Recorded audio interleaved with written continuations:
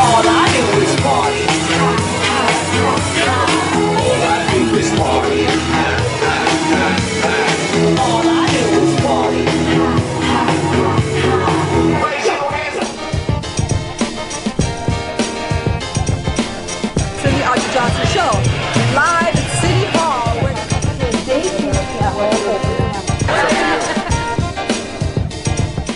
Another thing is that I found incredible value in hiring diversity.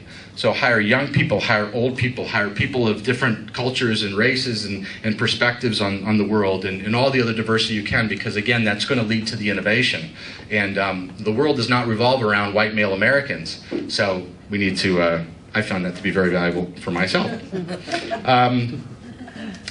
Communication is so important, especially with your investors, because in the absence of information, people draw their own conclusions, especially with investors. I have board meetings, I just had a board meeting today, and I have board meetings every month, and I communicate with my investors regularly by the phone, on email, and so on, because good news, bad news, they all will have more confidence in understanding what you're doing and believe in you when you're being transparent with them, because investors, if you would talk with an investor, what they'll tell you is what we want to do is we want to be able to trust this person, because we're not there in the boardroom all the time. We're not there in the office. So we need to understand that when they say something, we can really believe that that's the case. And trustworthiness is much more important than your ability, because remember, you can always hire the ability.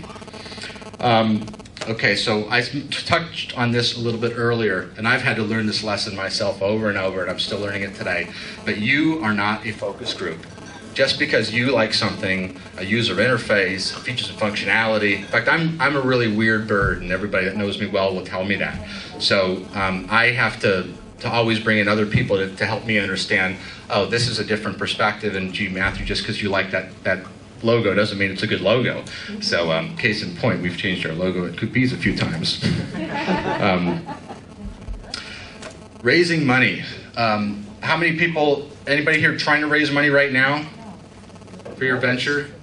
Venture capital, angel, friends and family, that kind of thing. It's so important to raise the right amount of money. People make two mistakes. They try to raise too much money, or they end up raising too little. And it's all about the milestones in the runway.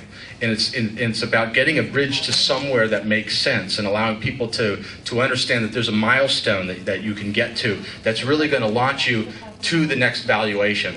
So if you're building something, you want to be able to say, oh, I'm building a website, I want to be able to launch it, or I'm adding this features and functionality in that. So you want to raise enough money to be able to get to that milestone, and then a good couple months after that.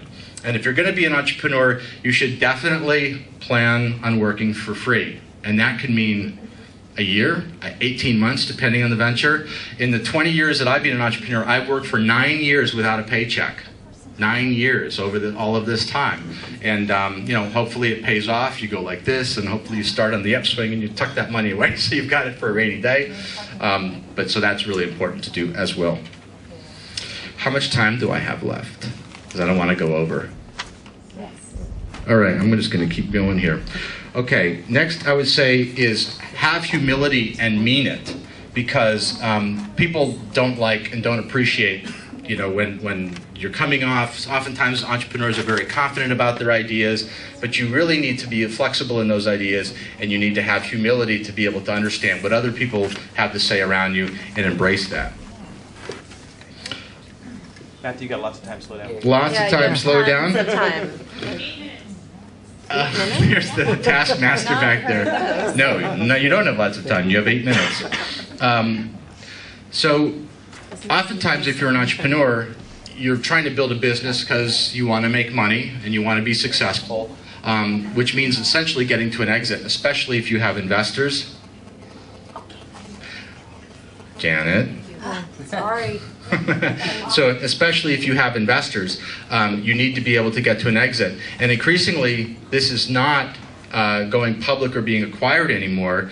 What the new type of deal that's going on, and we've seen it with Groupon, we've seen it with Zynga, we've seen it with Facebook, they call these deals DST style deals. And DST stands for Digital Sky Technologies, which is this huge investment group out of Russia. And what they'll do is they'll come in and make $100 to $300 million bets on companies, but instead of just investing in a business and buying all of their stock or buying into it. They might put 100 of that $3 million into the company, and they'll take the other $200 million and buy out shareholders, whether they're original founders in the company or they're investors in the company. And for my vision for Coupeez, that's how we're planning to get to an exit, is to provide that kind of liquidity for our investors, not by going public and not by being acquired, at least not in the short term, but by doing that kind of a deal. So the part of the message that I'm talking about here is you want to begin those relationships right off the bat. I just had a great meeting yesterday in LA with a company that has already expressed an interest in doing something like that with our business. And whether or not we do that is not really the point. The point is to begin those dialogues now, because we're establishing a relationship with this company and they're learning more about us and our team and our technology. But also it attracts other businesses, because when you're selling a business or you're taking out an investment, you always want more than one group on the other side of the table so that you can get the best deal and the best terms. My last company was called Zubican, and it was an online business-to-business community where we connected business-to-business buyers and sellers. And we had raised a couple of rounds of financing, about $1,400,000, and we were trying to raise $5 million of bigger venture capital round. And this all happened right when the market fell apart, when, you remember, the financial market tanked that fall. I forget the year even now because it's just a big black thing in my head.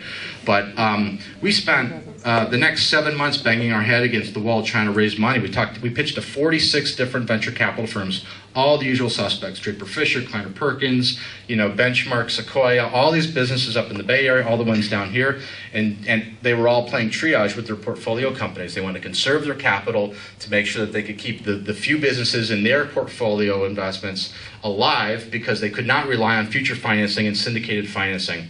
So then this private company out of the woodwork that was doing well came to us and said, hey, we'd like to acquire you, or started having that conversation. So at the board level, we said, gee, we're going to proactively address that and try to be acquired instead of just taking this deal. And so we went to a bunch of different suitors, and we ended up selling for a much better deal to a public company in Florida. And that just happened and closed in the early 2010. So you want to establish those kinds of relationships early, because you don't want to try to begin those relationships when you need to sell or when you're getting ready for that exit, because you never know when the timing is going to be right. I want to talk a little bit about philanthropy and social responsibility, okay? This is something that's really important to me. I think it should be really important to everybody in this room. Everybody in this room living here in the United States, in Southern California, on the worst day of your life, you have it better than the best day of half the people on the planet.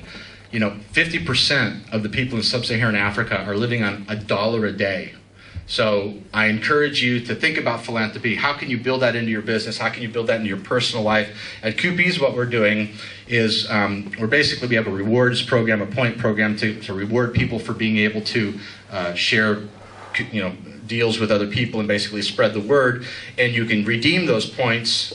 We haven't launched it yet, but what we're working on is to be able to redeem those points to provide vaccinations for people in developing nations, clean water, plant a tree. I mean, depending on whatever it is that you're interested in, there's a way for you to capitalize on that. So we're all very fortunate to be living here in the United States and have all the opportunities that are in front of us. And if you were born in Bangladesh or if you're born in Somalia, you wouldn't have any of those opportunities. So just think about that when you're saying, gee, I had a really bad day because, my Porsche blew a tire or whatever it is.